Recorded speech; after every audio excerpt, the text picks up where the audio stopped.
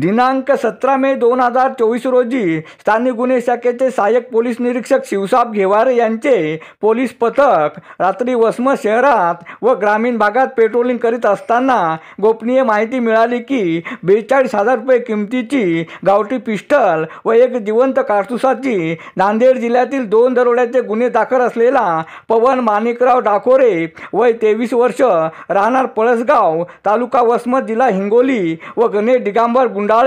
वय 21 वर्ष राहणार रुपला पांढरी तालुका पूर्णा जिल्हा परभणी हल्ली मुक्काम पाटीलनगर वसमत हे दोघे पिस्टल व जिवंत कारतूस विक्रीसाठी पळसगाव पाटीजवळ थांबले आहेत। तात्काळ त्यांना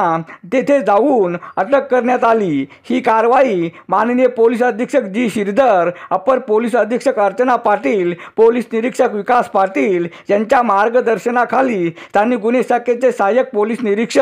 शिवसाब घेवारे, पोलीस अंमलदार पांडुरंग राठोड, नितीन गोरे, आकाश टापरे, आजम प्यारेवाले, नरेंद्र साळवे, हरिभाऊ गुंजकर, प्रशांत वाघमारे यांनी केली आहे। अरुण दिपके, TV7 हिंगोली।